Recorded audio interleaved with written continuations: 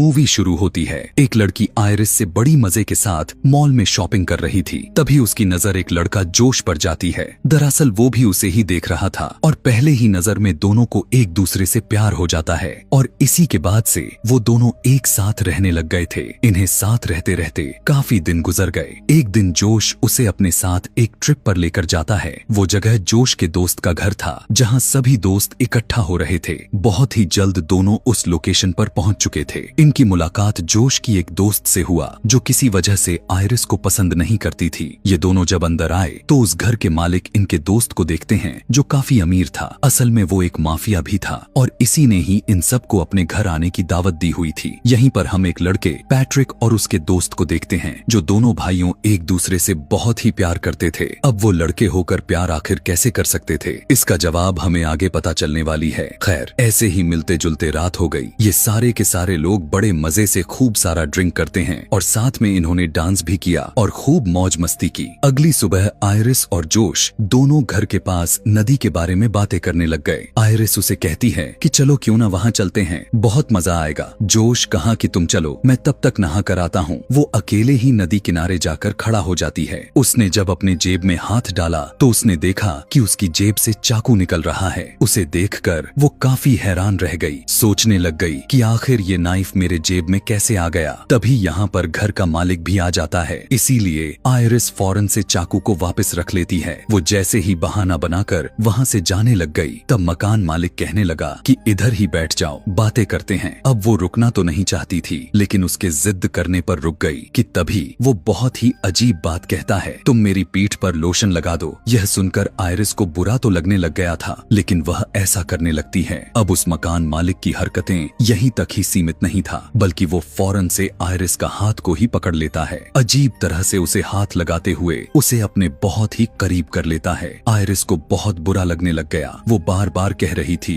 कि ये तुम क्या कर रहे हो, छोड़ दो मुझे, ये बहुत ही गलत हरकत है। लेकिन वो यह कहने लग गया, कोई बात नहीं मेरी जान, जैसे जैसे मैं कह रहा हूँ तुम भी करो। इस बात से आयरिस को अब बहुत ही ज्यादा गुस्सा आ गया। वो बोतल को उठाकर उसके मुंह पर मार देती है। मकान का मालिक गुस्से में उसे जोरदार थप्पड़ जड़ देता है, जिससे वो नीचे गिर गई और इस तरह से इन दोनों के बीच हाथापाई होने लग गई थी। उसने आयरिस के गले को जोर से दबाते हुए दबोचने लग गया। वो बस मरने ही वाली थी। अपने बचाव में आयरिस उसी चाकू को उसके गर्दन में घोंप देती है, जिससे मौके पर ही उसकी मौत हो जाती है। कुछ देर के बाद हाथ में चाकू लिए खून में सनी हुई आयरिस अपने दोस्त के पास आई। कहने लग गई कि मैंने उसे मार डाला और मैं ऐसा करना तो नहीं चाहती थी। उसने मेरे साथ जबरदस्ती करने की कोशिश कर रहा था, फिर मेरी जान लेने वाला था। जोश भी उसके पास आकर कहता है कि शट डाउन बंद हो जाओ, और उसके ऐसा कहते ही आयरिस बंद हो जाती है। उसके शट डाउन होते ही ये लोग उसे चेयर से बांध देते हैं, जिससे हम समझ पाते हैं कि आयरिस कोई इंसान नहीं, बल्कि वो तो एक रोबोट है, एक ह्यूमनाइड रोबोट, जो एक इंसान जैसा दिखने वाले रोबोट्स होते हैं। अब पैट्रिक का दोस्त जोश कहता है कि ये तो एक मशीन है, आखिर ये कैसे किसी की जान ले सकती है, और ये खतरनाक भी नहीं है। जोश ने कहा कि तुम फिलहाल के लिए यहाँ से जाओ, मैं इससे बात करता हूँ और सब कुछ समझा देता हूँ। अब जोश उसे एक बार फिर से चालू करता है। आयरिस अभी भी काफी घबराई हुई थी। वो बार बार एक ही बात किए जा रही थी कि मुझे माफ कर दो प्लीज, मैंने ये जानबूझकर नहीं किया। जोश कहता है कि तुम्हें उसकी जान नहीं लेनी चाहिए थी, वो तुम्हें कुछ नहीं कहता, जानती हो क्यों? क्योंकि तुम कोई इंसान नहीं हो बल्कि एक रोबोट हो। यह सुनकर आयरिस काफी चौंक जाती है, क्योंकि आज से पहले उसे इस बारे में कुछ नहीं पता था। कहने लग गई कि ऐसा कैसे हो सकता है, अगर मैं रोबोट हूँ तो फिर मैं सब कुछ महसूस कैसे कर सकती हूँ? इस पृथ्वी के सभी चीजों को मैं समझती हूँ, तुम्हारे लिए फीलिंग, इमोशंस, जज्बात के साथ साथ तुमसे प्यार करती हूँ।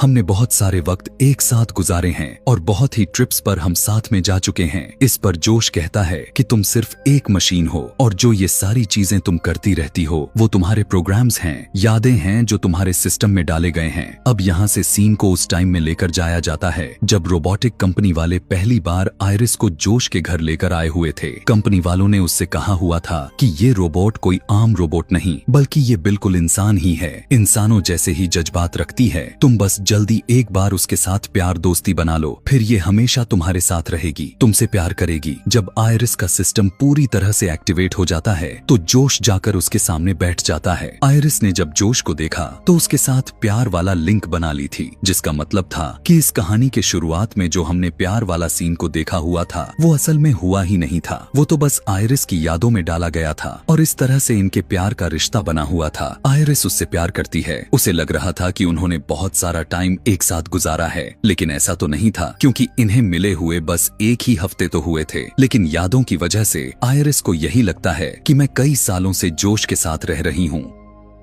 जोश उसे यह भी बताता है कि तुम्हारी आंखों से जो पानी निकलकर बाहर आते हैं वो आंसू नहीं हैं, बल्कि एक नॉर्मल पानी है, क्योंकि तुम्हारे अंदर में एक टैंकर लगाया हुआ है। जब तुम दुखी होती हो या फिर इमोशनल होती हो तो पानी अपने आप ही निकलने लग जाते हैं। यह सारी बातों को सुनकर आयरिस कहने लगी कि मैं चाहे जो भी हूँ, लेकिन मैं फिर भी तुमसे प्यार करती हूँ। यह कहकर वो रो भी रही थी। तभी यहाँ पर जोश की दोस्त भी आ जाती है और पूछने लग गई कि तुमने अभी तक इसे बंद नहीं किया। यह सुनकर आयरिस को पता लग गया था कि ये सभी उसे बंद करने वाले हैं। अपने दोस्त से बात करने के लिए जोश उसे एक कमरे में लेकर जाती है। उनकी बातों से पता चला कि यह सारा प्लान इन्हीं लोगों ने बनाया हुआ था। दरअसल वो जानबूझकर इस घर के मालिक को मरवाकर उसका सारा पैसा खुद लेना चाहते थे। जोश कहता है कि हमारा रास्ता साफ है, मैं कंपनी के आने से पहले आयरिस को रिस्टार्ट कर दूंगा, यानी उसकी यादों को शुरू से शुरू कर दूंगा। वो अब तक का सब कुछ भूल जाएगी और हम उस पर ही इल्जाम लगा देंगे। इधर आयरिस को वही नाइफ जिससे वो माफिया पर अटैक करके उसे मारा था नीचे गिरा हुआ मिलता है। उसे लेने के लिए वो चेयर को खिसकाते हुए उस तरफ जाती है और फिर नीचे गिरकर चाकू को लेने की कोशिश करती है, लेकिन उतने ही देर में यहाँ पर जोश आ गया और जब वो आयरिस के करीब जाने लगा तो वो चाकू से उसकी गर्दन पर वार कर देती है, जिससे वो जख्मी होकर नीचे गिर गया।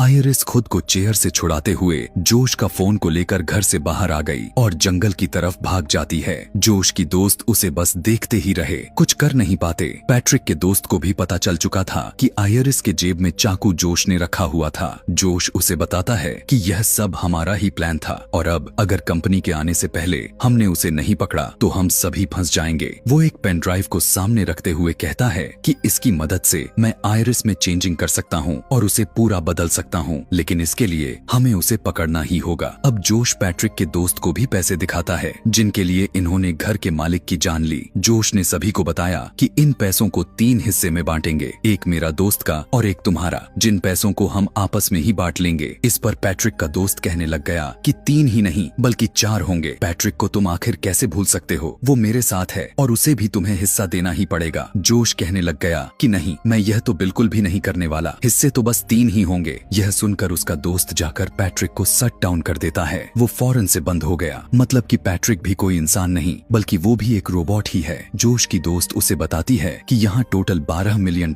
हैं, जिनमें से $4 मिलियन हम तुम्हें देने वाले हैं। तुम्हें बस हमारे साथ मिलकर आयरिस को ढूंढना है, इसमें तुम नहीं फंसोगे। वो मान तो गया, लेकिन कहने लग गया कि गन मैं अपने पास ही रखूंगा क्योंकि आयरिस बहुत ही खतरनाक है। जिसके बाद वो पैट्रिक को भी दोबारा से स्टार्ट कर देता है। उधर हम देख पाते हैं कि आयरिस जंगल में भागते हुए काफी अंदर तक पहुंच चुकी थी। जोश का फोन उसके पास तो था, जो कि अच्छी बात यह भी थी कि उसे उस फोन का पासवर्ड पता था। फोन को खोलते हुए डिवाइस कंट्रोल में जाकर अपने सेटिंग्स को बदलना शुरू कर देती है। उसे इंटेलिजेंस वाला ऑप्शंस दिखाई दी, शरीर का दिमाग का, जो कि 40% दिखा रहा था, लेकिन उसे बढ़ाते हुए 100% कर लेती है, यानी कि अब उसका दिमाग सभी के मुकाबले में काफी तेज काम करेगा। ऐसा करते ही उसके अंदर बदलाव हो चुका था। वो चारों दोस्त जंगल के अंदर तक आ गए थे। जोश कहता है कि हमें 2 टीम बनाकर अलग अलग जाकर आयरिस को ढूंढना होगा, क्योंकि इस तरह से हम बहुत ही आसानी से उसे ढूंढ भी लेंगे। और अब ये लोग अलग अलग होकर आयरिस को ढूंढना शुरू कर देते हैं। आयरिस जब पैट्रिक और उसके दोस्त को देखती है तो फौरन से एक पेड़ के पीछे छुप जाती है और उनकी बातें सुनने लग जाती है। पैट्रिक का दोस्त उसे बताता है कि जोश और उसके दोस्त ने बहुत ही गलत किया। उन्होंने काफी दिन पहले एक घर के मालिक हमारे दोस्त को मारने का प्लान बनाया हुआ था, लेकिन इस बारे में मुझे नहीं बताया। हालांकि जोश कहता है कि वो मुझे दोस्त मानता है, लेकिन यह सब झूठ है। अगर उसने मुझे दोस्त मानता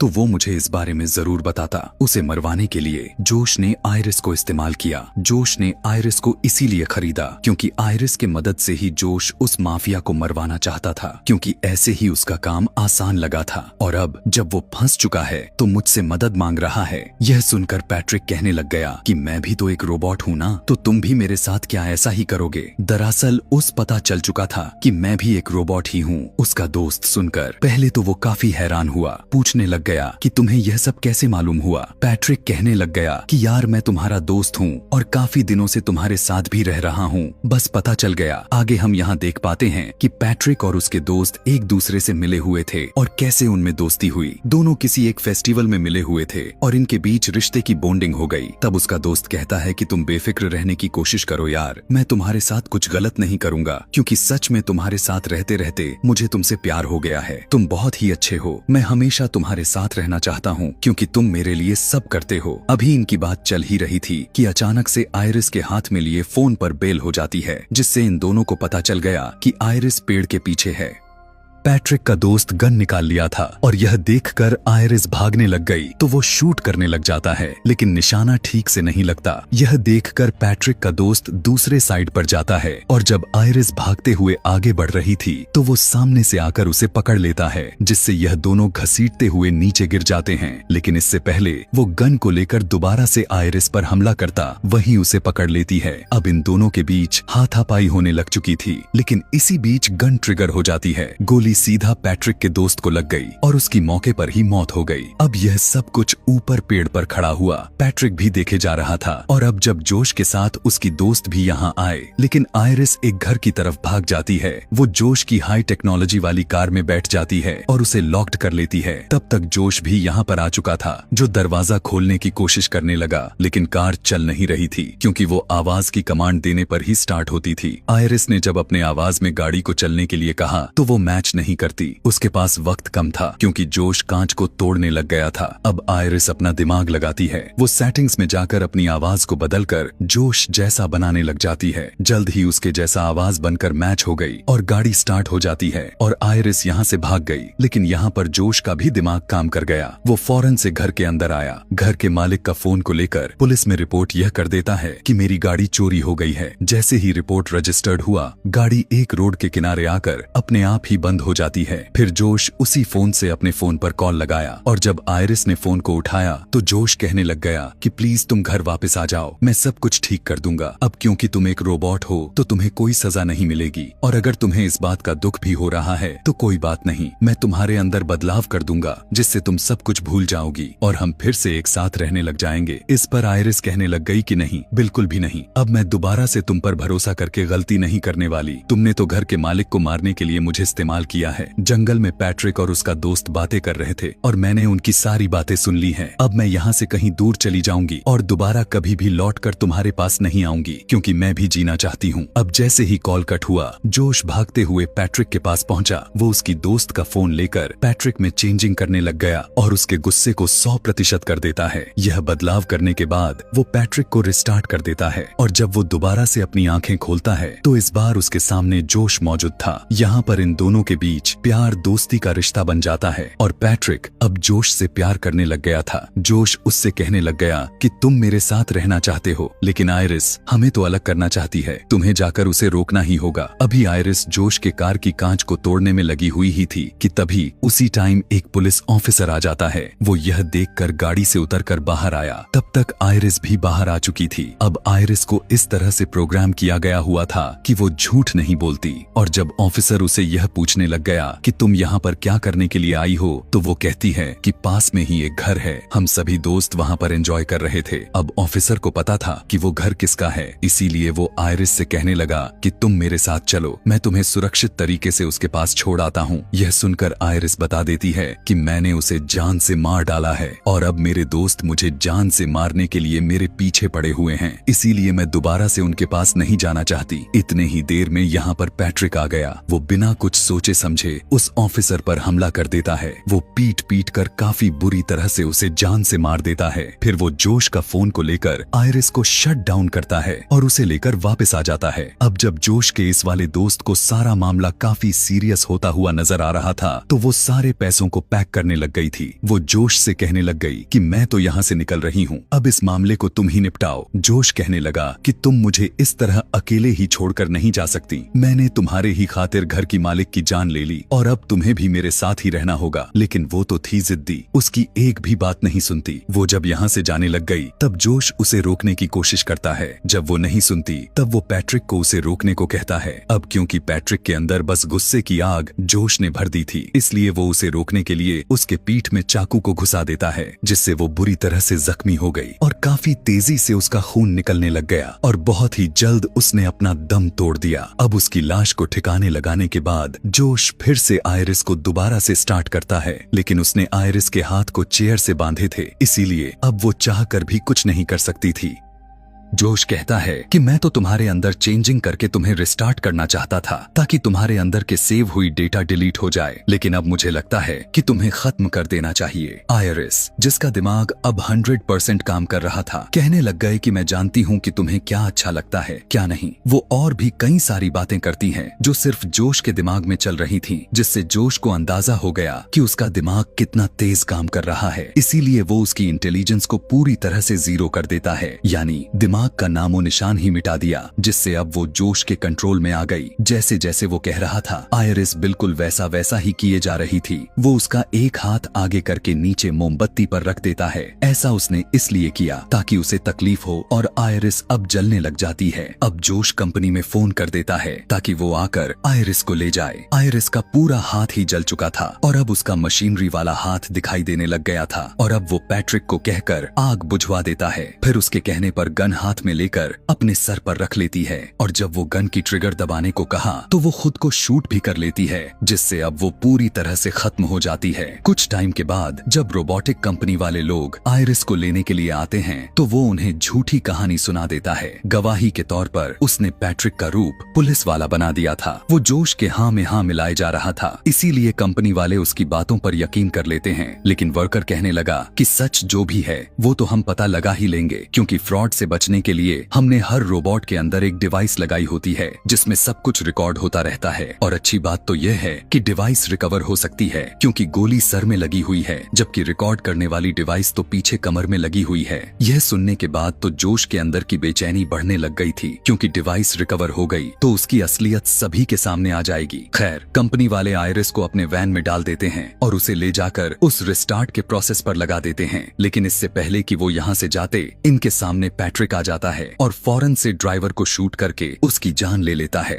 दूसरा आदमी यह देखकर डर गया और अपनी जान बचाने के लिए जंगल में भाग जाता है। आयरिस का रिस्टार्ट जैसे ही कंप्लीट हुआ तो वो दोबारा से जाग जाती है। जंगल में पैट्रिक भी उस दूसरे वर्कर तक पहुंच गया था, लेकिन उसके गन की गोलियां खत्म हो गई थीं। इसीलिए पैट्रिक उसकी गला दबाकर उसे जान से मारने की कोशिश करने लग जाता है कि उसी टाइम पर यहाँ आयरिस भी आ गई। वो पैट्रिक पर हमला करती तो है, लेकिन उसे कोई फर्क नहीं पड़ता। उल्टा वही आयरिस को थप्पड़ मारकर नीचे गिरा देता है और वो हमला करने के लिए जैसे ही आगे बढ़ा तब आयरिस कहने लग गई कि जोश ने तुम्हारी यादों को मिटा दिया है। वो तुम्हारा दोस्त नहीं है, बल्कि वो तो सिर्फ तुम्हें इस्तेमाल करते हुए कंट्रोल कर रहा है, जैसे उसने मुझे किया हुआ था। तुम्हारा असली दोस्त जिसे तुम प्यार करते थे वो मारा गया है। तुम याद करने की कोशिश करो कि जोश तुम्हारा प्यार नहीं है। और जब पैट्रिक अपने दिमाग पर जैसे ही जोर लगाया तो उस धीरे धीरे सब कुछ याद आने लग जाता है कि हाँ, सच में मेरा दोस्त जिसे मैं प्यार करता था उसकी तो मौत हो गई है। वो इस सदमे को बर्दाश्त नहीं कर पाता और खुद अपनी ही जान ले लेता है। अब आयरिस कंपनी के दूसरे वर्कर से कहने लग गई कि मुझे तुम्हारी मदद चाहिए। तब वर्कर ने उसके अंदर वैसा चेंजिंग्स कर डाला जैसा वो चाहती थी। फिर आयरिस जोश के पास चली गई। वो अपने फोन के जरिए उसे बंद करने की कोशिश करता है, लेकिन अब वो बंद ही नहीं हो रही थी, क्योंकि वर्कर ने आयरिस के अंदर बदलाव कर दिया था। चेंजिंग्स के बाद अब उसे कोई कंट्रोल नहीं कर पाएगा। इस बात से आयरिस को खुशी होती है। अब सीधा आयरिस जोश पर गन तान देती है। जोश उसे कहता है कि तुम मुझे नहीं मारोगी क्योंकि तुम मुझसे प्यार करती हो ना। अब यह कहानी एक नया मोड़ ले लेती है, क्योंकि एक बार फिर से आयरिस जोश की बातों में आ चुकी थी, लेकिन वो उस पर हमला कर देता है। वो काफी बुरी तरीके से उसे उठा उठाकर इधर उधर मारने फेंकने लग गया। फिर वो उसे पकड़कर कहता है कि तुम्हें कैसे कंट्रोल करना है मैं अच्छे से जानता हूँ। उसके हाथ में आयरिस की लाई हुई गन थी और इस बार वो आयरिस को वहाँ मारने वाला था जहाँ पर आयरिस का डेटा सेव होती है। लेकिन इस बात से वो अनजान था कि आयरिस के हाथ में भी हथियार है और वो बिना टाइम वेस्ट किए उसके सर में नाइफ को सीधा घुसा देती है, जिससे मौके पर ही वो मारा जाता है। इसके बाद हम देखते हैं कि आयरिस अपनी जिंदगी में बहुत ही खुश है, काफी अच्छे से अपनी लाइफ को स्पेंड कर रही है, वो भी बिना किसी के कंट्रोल में। अब उस पर हुकूमत देने वाला कोई नहीं था, वो बिल्कुल आजाद थी, वो जो चाहे अपनी मर्जी से कर सकती थी। सारे पैसे और एक आलीशान कार को लेने के बाद कहीं और रहने के लिए चल पड़ती है। उसे उम्मीद थी कि मेरी नई जिंदगी बहुत ही खुशहाल होने वाली है, और यही दिखाते हुए यह कहानी यहाँ पर खत्म हो जाती है। आगे और भी मूवी एक्सप्लेनेशन वीडियोस देखने के लिए कमेंट में नेक्स्ट लिखना ना भूलें। Thanks for watching.